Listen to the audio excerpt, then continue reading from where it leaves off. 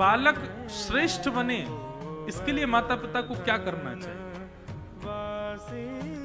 तो जिन लोगों के अभी संतान पधारी नहीं है, वो लोग तो अभी इस भाव को सुन लीजिए, उनके लिए तो बहुत अच्छी बात है। बालक का पालन जन्म कर लेने के बाद नहीं होता है। बालक का पालन तब होता है जब वो गर्भ में आता है। उस समय माता पिता के विचार, उस समय माता पिता का स्वभाव, उस समय माता पिता की क्रिया, उस समय माता पिता के कर्म, वो उस बालक को लगते हैं। और ये बात निश्चित है कि गर्भस्थ बालक के समय पर यदि माता पिता आलसी हो गए हों, माता पिता दूषित विचार वाले हो गए हों, माता पिता देहाभिमानी हो गए हों, तो निश्चित है उसका असर बालक पर पड़ेगा।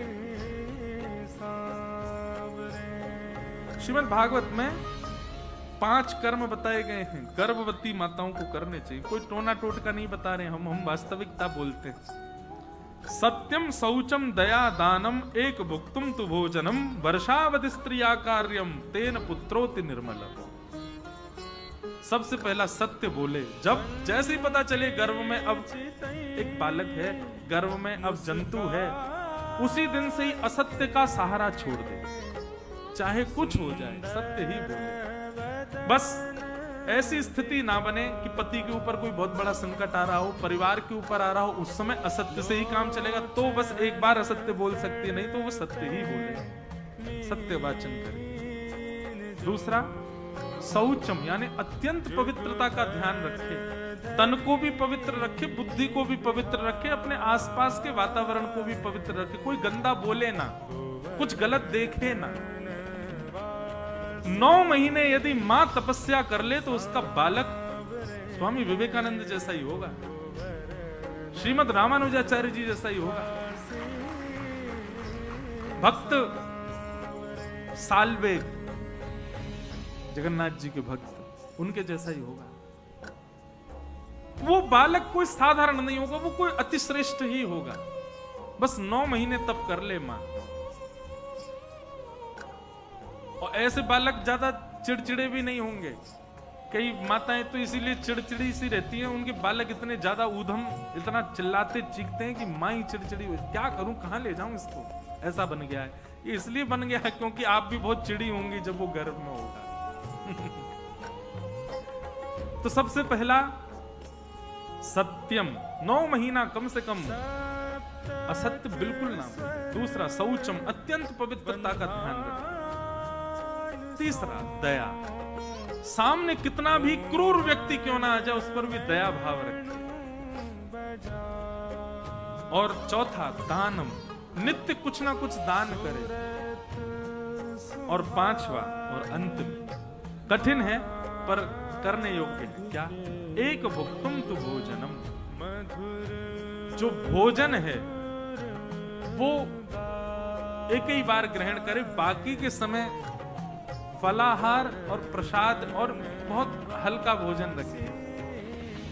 इस प्रकार के 5 नियमों का पालन करते हुए, तप करते हुए यदि बालक को जन्म दिया गया और नित्य भगवान को स्मरण करे, सुबह उठते ही, रात्रि सोने से समय और मध्याह्न भोजन के समय, 3 बार तो कम से कम रोज भगवान का स्मरण करे। 9 महीने तक यदि कोई माँ इस प्रकार का नियम पालन कर ले तो यहां पर लिखा है तेन पुत्रोति निर्मल, उसका बालक ऐसा होगा जो या तो सृष्टि, समाज या पूरे विश्व का काया पलट कर सकता हो। गौरव होगा मां को कि ये मेरा पुत्र है। और वो बालक, उसकी परवरिश, फिर उस पर जन्म लेने के बाद ज्यादा ध्यान ना भी तो चलेगा, वो अपने आप ही उसका निर्माण हो जाएगा। क्योंकि निर्माण बुद्धि का होना चाहिए और बुद्धि का निर्माण गर्भ में ही होता है।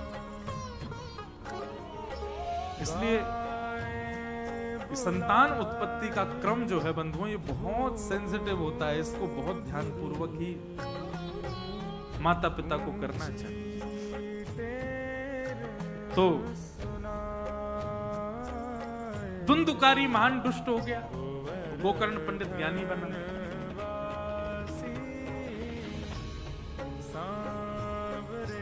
गैया के अंदर ये 5 गुण होते हैं और गाय इन 5 गुणों से युक्त होती है। इसीलिए उसके बालक संतान, उसकी बछिया भी हो तो भी वो कल्याणकारी होती है, बछड़ा वो भी कल्याणकारी होता है। हम मानवों के ही राक्षस होते हैं बालक, क्यों? हमारी बुद्धि राक्षस है, हमारे हृदय राक्षस है। तो धुंधुकारी महान दुष्ट हुआ, उसकी दुष्टता के कारण पिता ने घर त्याग कर दिया, मां ने कुआं में कूद के प्राण त्याग दिए। गोकर्ण जी महाराज ने पिता को ज्ञान उपदेश दिया, ज्ञान उपदेश लेकर के पिता ने अपना उद्धार किया।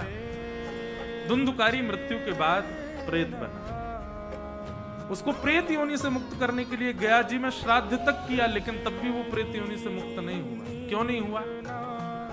क्योंकि गोकर्ण जी महाराज जिस नाम गोत्र से श्राद्ध कर रहे थे वो उसका गोत्र था ही नहीं, वो तो किसी अन्य का पुत्र था, उसकी मां दूसरी थी ना। इसलिए गोत्र गलत होने के कारण वो प्रेत योनि से मुक्त नहीं हो पाए। तब क्या करें? तब सूर्य नारायण से पूछा कि ऐसे प्रेत योनि में बंधा हुआ व्यक्ति जो श्राद्ध आदि से भी मुक्त ना हो रहा हो, उसके लिए क्या किया जाए? तब सूर्य नारायण भगवान ने बताया कि भैया ऐसे में तो केवल एक ही सहायता हो सकती है। क्या? कि श्रीमद् भागवतम शास्त्रम प्रेत पीड़ा विनाशिनी। श्रीमद् भागवत की कथा ही है जो केवल प्रेत पीड़ा से आपको मुक्त कर सकती है, अन्य कोई क्रम ऐसा नहीं है। श्रीमद् भागवतान मुक्ति सप्ताहम वाचनं कुरु इति सूर्यवचः सर्वै धर्म रूपम विश्वतम। सूर्य नारायण ने कहा कि भागवत की कथा कराओ, कितना भी भयानक प्रेत योनि में क्यों ना हो, मुक्त हो जाएगा। भागवत की कथा हुई, 7 दिन कथा पूर्ण होते ही एक बांस की ग्रंथि का भेदन करके धुंधुकारी दिव्य रूप धारण करके भगवत धाम को प्रस्थान किया। बोलो भागवत महापुराण की। तो सोचो, अत्यंत प्रेत योनि में व्यस्त व्यक्ति को भागवत जी मुक्त कर सकते, तो हम तो अभी भी जीवित हैं, हम प्रेत तो नहीं है, तो हमको भागवत जी मुक्त करेंगे नहीं? निश्चित करेंगे, बस श्रवण भाव से।